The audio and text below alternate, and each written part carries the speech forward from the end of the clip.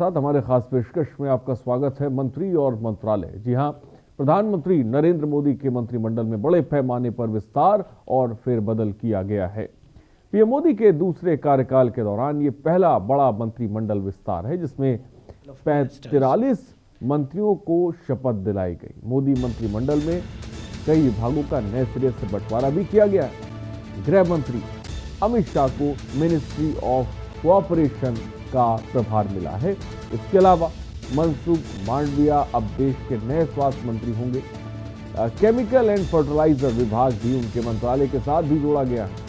वहीं अश्विनी वैष्णव रेलवे और आईटी मंत्रालय के साथ ही साथ संचार मंत्रालय की जिम्मेदारी भी संभालेंगे। धर्मेंद्र प्रधान को शिक्षा मंत्रालय की जिम्मेदारी सौंपी गई है। साथ ही वे कौशल विकास विभाग का जिम्मा भी संभालेंगे।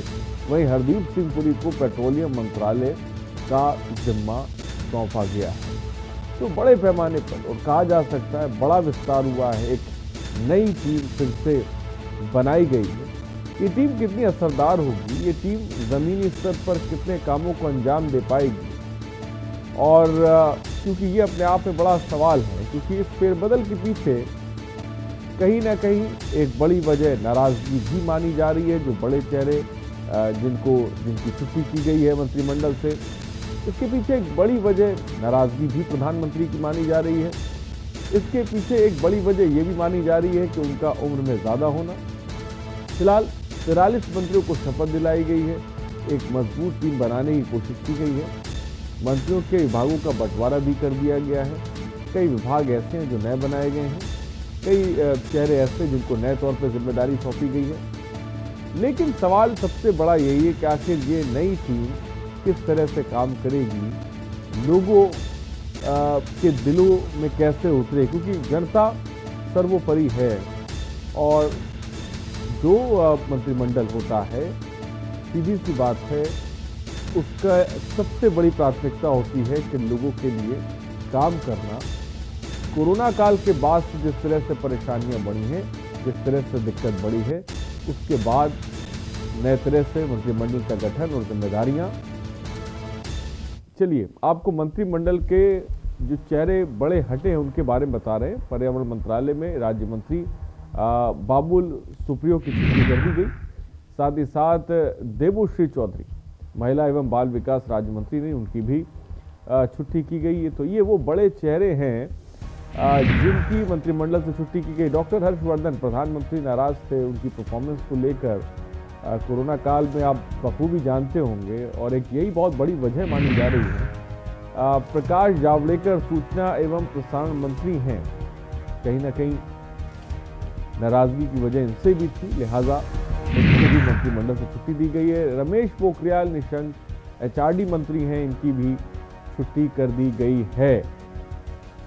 तो ये वो बड़े चेहरे हैं जो ग्राफिक्स के जरिए हम आपको दिखा रहे हैं। राव साहेब दानव सार्वजनिक वितरण मंत्रालय में राज्य मंत्री रहे, फिलहाल मंत्रिमंडल से बाहर का रास्ता उन्हें दिखा दिया गया है। रतन लाल जल शक्ति मंत्रालय में राज्य मंत्री रहे, फिलहाल मंत्रिमंडल से उन्हें भी बाहर का रास्ता दिखा दिया गया। तो ये बड़े चेहरे हैं। रविशंकर प्रसाद अपने आप में बड़ा चेहरा, केंद्रीय कानून मंत्री रहे, फिलहाल मंत्रिमंडल से बाहर हैं। हाल फिलहाल हमने देखा ट्विटर को लेकर जो उन्होंने मुखर होकर बातें कही, ये भी एक बहुत बड़ी वजह माना जा रहा है। सदानंद गौड़ और रासायनिक एवं उर्वरक मंत्री रहे, फिलहाल मंत्रिमंडल से हटा दिए गए। संजय धोत्रे सूचना और प्रौद्योगिकी मंत्रालय के राज्य मंत्री के पद पर रहे, फिलहाल उन्हें भी मंत्रिमंडल से बाहर का रास्ता दिखाया गया है। संतोष गंगवार श्रम एवं रोजगार मंत्री स्वतंत्र प्रभार, फिलहाल मंत्रिमंडल से उनकी भी छुट्टी की गई। तो ये बड़े नाम, बड़े चेहरे जो इस वक्त हमने आपको ग्राफिक्स के जरिए दिखाया। तो ये बड़े चेहरे जिस ग्राफिक्स के जरिए हम दिखा रहे हैं, जिनको मंत्रिमंडल से बाहर का रास्ता दिखाया गया है, इसके पीछे बड़ी वजह ये मानी जा रही है प्रधानमंत्री नरेंद्र मोदी की नाराजगी। हाल फिलहाल कुछ वक्त पहले ही प्रधानमंत्री ने एक मंत्रिमंडल की नई टीम बनाई थी जिसके कंधों पे अहम जिम्मेदारी थी, लेकिन परफॉर्मेंस के लिहाज से वो टीम उतना बेहतर काम नहीं कर पाई, जिसकी वजह से कुछ बड़े चेहरों की छुट्टी की गई है, कुछ बड़े चेहरों को बाहर का रास्ता दिखाया गया है। जिनके बारे में शायद सोचा भी नहीं जा रहा था कि इन चेहरों को, इन कद्दावर लोगों को बाहर का रास्ता दिखाया जाएगा। लेकिन इसके बावजूद भी ये फैसला लिया गया। और हमारे साथ चंदन, हमारे संवाददाता दिल्ली से इस वक्त जुड़ रहे हैं। भरत सेठी हमारे संवाददाता हमारे साथ राजधानी लखनऊ से जुड़ रहे हैं। हम जानने की कोशिश करेंगे। फिलहाल सबसे पहले सीधे हम राजधानी दिल्ली चलते हैं। 43 मंत्रियों को शपथ दिलाई गई है चंदन कल, और विभागों का बंटवारा जिसे कह सकते हैं कर दिया गया। बड़े पैमाने पर बंटवारा किया गया है, एक बड़ी टीम जिसे कह सकते बनाई गई है, और कद्दावर चेहरों को बाहर का रास्ता भी दिखाया गया है। सबसे पहले क्या कहेंगे? जी, मैं आपको बता देना चाह रहा हूं कि जो एक जंबो मंत्रिमंडल का विस्तार किया गया, अभी भी 3 मंत्री पद खाली हैं। 81 मंत्री पद होने चाहिए थे। जितने भी नंबर ऑफ सीट्स है लोकसभा में, उसके 15% सीट्स पे मंत्री बनाए जाते हैं। ऐसा 2003 के एक अमेंडमेंट में कहा गया था। 91वां अमेंडमेंट जो 2003 में किया गया था, उसमें साफ कहा गया था कि लोकसभा के अंदर जितने भी सांसद हैं उनका 15% ही आप मंत्री बना सकते हैं। उस हिसाब से 81 लोग मंत्री बनने के एलिजिबल हैं, लेकिन अभी भी 78 लोग हैं, जो अपने आप में जंबो मंत्री मंडल है। पहली बात ये। दूसरी जो आपने कही कि जो बड़े चेहरे थे, जैसे हर्षवर्धन, डॉक्टर हर्षवर्धन हो गए, रविशंकर जावड़ेकर हो गए, शिक्षा मंत्री निशंक हैं, ये 4 जो बड़े नाम हैं, इन्होंने अपना इस्तीफा सौंपा। वहां पे नए लोगों की को पोजीशन दिया गया है वहां पे।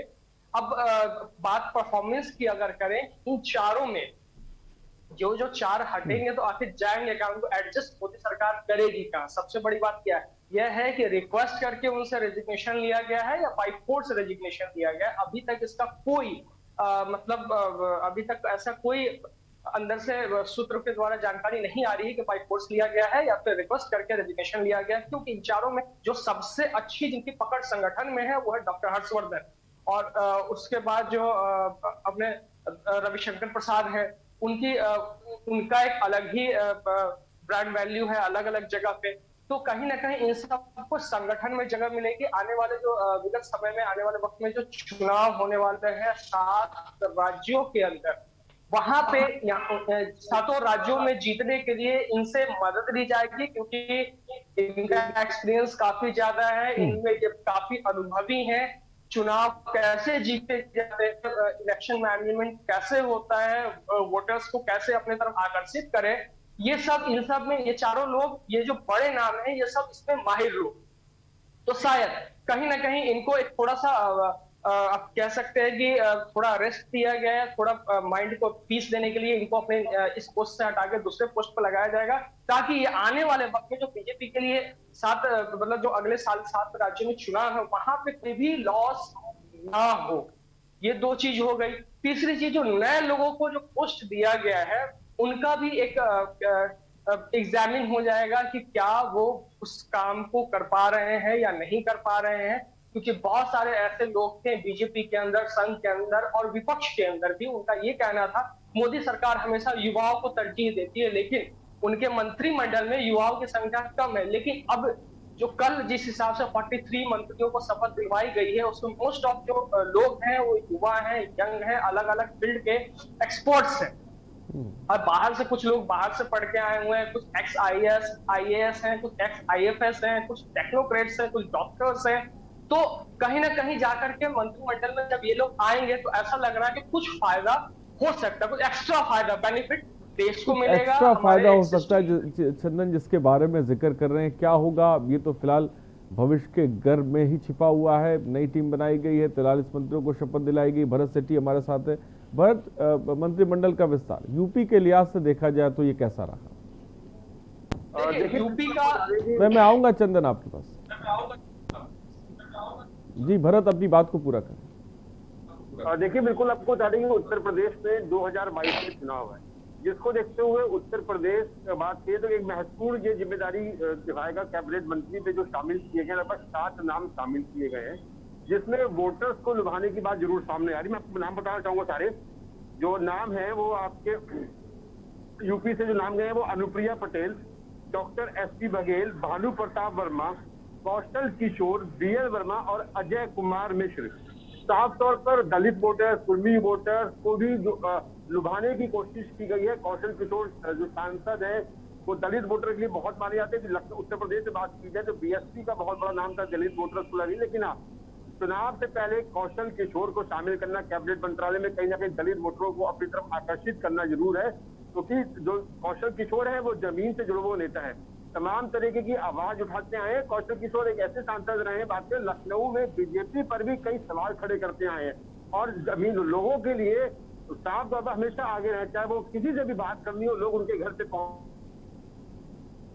और उसके बाद उनको समझते हैं, वो लोग उनकी जो कौशल किशोर उनकी बातों को समझते हैं। उसके बाद तत्काल ऊपर अधिकारियों से बात की जाती है। कहीं ना कहीं जमीन से जुड़े हुए नेता हैं। उत्तर प्रदेश में 2022 के मद्देनजर चुनाव को लेकर एक महत्वपूर्ण भूमिका भी निभाई जा सकती है। जिस तरह से मंत्रिमंडल में विस्तार हुआ है कैबिनेट मंत्रालय में और 7 मंत्रियों के नाम शामिल किए गए। आपको बता दें उत्तर प्रदेश से लगभग अगर टोटल मंत्रियों की बात की जाए तो लगभग 15 मंत्री कैबिनेट मोदी कैबिनेट में शामिल है उत्तर प्रदेश की, अगर टोटल बात करते हैं तो कहीं ना कहीं एक ऐसा राज्य उत्तर प्रदेश जहां पर एक अहम भूमिका रहती है केंद्र में उत्तर प्रदेश की। मैं आपको बताना चाहूंगा कि जिस तरीके से आपको नाम बताया मैंने आपके अनुप्रिया पटेल के जरिए कुर्मी वोटर्स को भी अपनी तरफ आकर्षित करने के लिए जोर दिया जाएगा, क्योंकि वोट नजदीक है। वही बनवारी लाल वर्मा जैसे लोग जो लोधी वोटर्स पर भी नजर बनाए रखे हुए हैं। कहीं ना कहीं उत्तर प्रदेश में होने वाले 2022 के चुनाव के मद्देनजर एक अहम भूमिका इन 7 मंत्रियों की रहेगी जो कैबिनेट में शामिल हुए। जी, तो साफ तौर पे भरत ने नाम भी बताए और एक जातीय समीकरण जिसे कह सकते हैं फिट करने की कोशिश की गई है यूपी के मद्देनजर देखा जाए। चंदन, क्या लगता है यूपी के लिहाज से मंत्रिमंडल के विस्तार को देखें, चुनाव सर पर है, बिल्कुल नजदीक है, बहुत काम करने हैं, यूपी के लिहाज से ये मंत्रिमंडल देखा जाए तो क्या जाति आधार पर चीजों को फिट बैठाने की कोशिश की गई है या फिर परफॉर्मेंस की बात करें? जिस तरीके से अभी हाल फिलहाल में बीजेपी ने कोरोना के टाइम पे बंगाल इलेक्शन को लूज किया है, बंगाल इलेक्शन लूज करने के बावजूद भी जो बड़ी घटना वहां घटी है तो वहां पे बीजेपी के कार्यकर्ताओं के साथ हिंसात्मक कार्रवाई की गई। साथ ही साथ अब इस चीज को लेकर के बीजेपी काफी ज्यादा अलर्ट है कि उत्तर प्रदेश में जो आने वाला चुनाव है, जो अगले साल 3 स्टेट में, उत्तर प्रदेश को ही ना माने, उत्तर प्रदेश हो गया, उत्तराखंड और पंजाब, ये 3 बड़े स्टेट है जहां पे इलेक्शंस होने वाले हैं। इन तीनों स्टेट में बीजेपी चाह रही है, 2 स्टेट में उनके ऑलरेडी सरकार है और पंजाब में वापसी ये चाह रहे हैं। तो ये कहीं ना कहीं जिस तरीके से मंत्रिमंडल को बढ़ाया गया है उसमें ये साफ दिख रहा है कि ये आगामी 2022 इलेक्शन को लेकर के ऐसे जो लोग हैं, जो कुछ पूर्व मंत्री भी रहे हैं, मोदी सरकार से अनॉयड भी थे, उनको वापस मंत्रिमंडल में लाया गया है। जैसे अनुप्रिया पटेल की बात करें, वो काफी अनॉयड रही हैं मोदी सरकार से। साथ ही साथ जो लोग जिनको तरजीह नहीं दी जा रही थी उन्हें भी लाया गया है, अलग अलग जाति समीकरणों को बांधने के लिए, साधने के लिए कि किसी भी तरीके से ये इनके तकारेण है कि उत्तर प्रदेश का चुनाव, पंजाब का चुनाव और उत्तराखंड का चुनाव हमारे हाथ से लूज ना हो, क्योंकि इन लोगों ने बंगाल में चुनाव लूज करके, बंगाल में इनके साथ जो हो गया चुनाव जो लूज किया इन्होंने, तो ये इस पे कोई रिस्क लेना नहीं चाहते हैं, क्योंकि उत्तर प्रदेश और उत्तराखंड में इनकी अपनी सरकार है और पंजाब में अपनी सरकार लाना चाहते हैं। मंत्रिमंडल में कल सिर्फ और सिर्फ पंजाब से एकमात्र मंत्री को शपथ दिलवाई गई। वहां का सिनेरियो थोड़ा अलग है, पंजाब का आने वाले वक्त में वो सिनेरियो क्लियर हो जाएगा। जी, तो साफ तौर पे पंजाब का जिक्र चंदन कर रहे हैं, भरत भी बता रहे हैं जातीय समीकरण फिट करने की कहीं ना कहीं कोशिश की गई, लेकिन भरत इन सब के बीच अगर विपक्ष का रुख देखे इस मंत्रिमंडल के विस्तार को लेकर, क्योंकि तमाम ऐसे जिसे कह सकते हैं कि कद्दावर लोग हैं जिन्हें बाहर का रास्ता दिखाया गया, खासकर अगर कोरोना काल की बात करें तो हमने देखा कि विपक्ष हमलावर था व्यवस्थाओं को लेकर और हर्षवर्धन का हटना कहीं ना कहीं एक मैसेज जा रहा है, और इसको लेकर विपक्ष किस तरह से देख रहा है? तमाम तरीके के विपक्ष सवाल खड़े करते आए हैं मोदी कैबिनेट पर। जिस तरीके से कोरोना काल में जो जनता के साथ हुआ, जो मेडिकल से रिलेटेड चीजें नहीं मिल पाना, जनता को ऑक्सीजन ना मिल पाना, तमाम तरीके की सरकार को घेरती आई विपक्ष। उस समय में 2022 का चुनाव था, विपक्ष को लगातार मौके मिल रहे थे उत्तर प्रदेश की सरकार को घेरने के और केंद्र को घेरने के, उनकी विफलता को सामने लाकर। लेकिन कहीं ना कहीं मोदी जी जो प्रधानमंत्री है वो भी खुश नहीं थे जिस तरीके की स्थिति पैदा हो गई थी, और स्वयं प्रधानमंत्री नरेंद्र मोदी ने फैसला लिया, जिसके बाद बड़े बड़े कद्दावर नामों को उनकी जगह से हटाया गया और नए लोगों को मौका दिया गया। फिलहाल कोरोना की तीसरी लहर भी है। हर्षवर्धन ने कह सकते हैं कि जिस तरह से मोदी जी ने नाराजगी दिखाई, उनको उनके पद से हटाया, कहीं ना कहीं उनके ऊपर भी गाज गिरी है और अब तीसरी लहर भी आने के संकेत है। किस तरीके से जिनको नई जिम्मेदारी दी गई है, किस तरीके से वो मैनेज करते हैं पूरे को, क्या किस हिसाब से डॉक्टर्स की टीम को कैसे लोगों तक प्रोवाइड करवाते हैं और कैसे क्या क्या सुविधाएं दी जाती है, वो देखने वाली बात है। लेकिन कहीं ना कहीं प्रधानमंत्री जी संतुष्ट नहीं थे, नाराज चल रहे थे। कई बार तमाम तरह की बैठकें भी हुई और कुछ बैठकों में बड़े बड़े नामों को शामिल नहीं किया गया था। तभी से कयास लगाया जा रहा था कि नहीं, कुछ बड़ा फेरबदल होने की उम्मीद है। लेकिन जब कल इस्तीफा लिया गया और नए चेहरों को सामने लाया गया तो साफ हो गया कि कहीं ना कहीं मोदी जी लोगों से खुश नहीं थे, जिसकी वजह से कड़े निर्णय लेने पड़ा। लेकिन अब नया कैबिनेट का विस्तार हुआ है, अब नई कैबिनेट संभाला जाएगा पूरा। अब देखते हैं कि आने वाले समय किस प्रकार से क्या चीजें किस रिस्पॉन्सिबिलिटी से लोग निभाते हैं। और सबसे बड़ी बात है कि जिस राज्यों में चुनाव होने हैं उस पर कितना असर पड़ता है ये कैबिनेट जो विस्तार हुआ है, उस पर चेंज हुआ है। जी, तो साफ तौर पे कैबिनेट विस्तार को लेकर विपक्ष का रवैया क्या होगा, अब ये तो साफ तौर पे देखने को मिल रहा है। फिलहाल बहुत बहुत शुक्रिया चंदन हमारे साथ जुड़ने के लिए, और भरत सेठी आपका बहुत बहुत शुक्रिया हमारे साथ जुड़ने के लिए और तमाम जानकारी देने के लिए। 43 मंत्रियों को शपथ दिलाई गई है और इन सब के बीच भारतीय जनता पार्टी के लोग प्रचारित कर रहे हैं कि उत्तर प्रदेश के दलितों को सम्मान दिया गया, पिछड़ों को सम्मान दिया गया, ब्राह्मणों को सम्मान दिया गया। उत्तर प्रदेश के लोग हाथरस कांड भूले नहीं हैं, बलिया का कांड भूले नहीं हैं, खुशी दुबे का कांड भूले नहीं हैं। 4 महिलाओं को जेल में रखकर चलाया जा रहा, जिसे कह सकते हैं, उन्होंने ये भी कहा कि कुर्मी समाज से ताल्लुक रखने वाले संतोष गंगवार जैसे कद्दावर नेता जो कई बार के सांसद हैं, उनको कैबिनेट मंत्री पद से हटा दिया गया। उत्तर प्रदेश जो इतना बड़ा राज्य है, जिसने पहली बार भारतीय जनता पार्टी को 73 सांसद दिए, इसको लेकर संजय सिंह का क्या कुछ कहना है, हम आपको दिखाते हैं। आज केंद्रीय मंत्रिमंडल का विस्तार हुआ। भारतीय जनता पार्टी के लोग प्रचारित कर रहे हैं उत्तर प्रदेश के दलितों को सम्मान दिया गया, पिछड़ों को सम्मान दिया गया, ब्राह्मणों को सम्मान दिया गया। उत्तर प्रदेश के लोग हाथरस कांड भूले नहीं है, बलिया का कांड भूले नहीं है, खुशी दुबे का कांड भूले नहीं है, 4 महिलाओं को जेल में रख के सड़ाया जा रहा है, भूले नहीं है।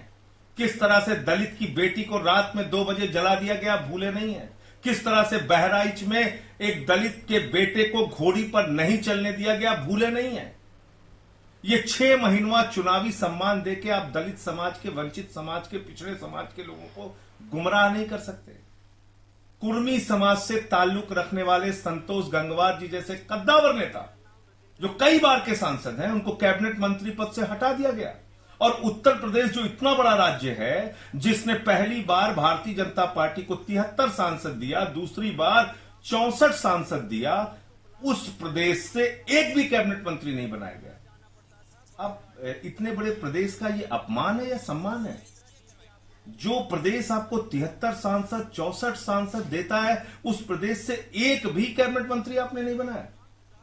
चुनाव आएगा तो उत्तर प्रदेश की जनता इन्हीं नारों के साथ कि न भूले हैं न भूलेंगे, भारतीय जनता पार्टी को बुरी तरीके से हराएंगे, वोट देंगे और बीजेपी को हराएंगे। दलित समाज के लोग, पिछड़े समाज के लोग, वंचित समाज के लोग, ब्राह्मण समाज के लोग, ये सब एकजुट होकर भाजपा के खिलाफ वोट देंगे। इंतजार है। तो आपने सुना संजय सिंह को, साफ तौर पर विपक्ष भी हमलावर है, क्योंकि प्रधानमंत्री ने बड़ा, जिसे कह सकते हैं, मंत्रिमंडल में विस्तार किया है और विपक्ष के बारे में ना सोचते हुए, जिसे कह सकते हैं, विस्तार किया गया है। क्योंकि कुछ बड़े चेहरे जिनको हटाया गया है, जिससे एक मैसेज भी जाता है विपक्ष की तरफ, लेकिन प्रधानमंत्री ने उसके बारे में नहीं सोचा और बड़े पैमाने पर विस्तार किया है। फिलहाल रुक के छोटे से ब्रेक के लिए, जल्द हाजिर होंगे।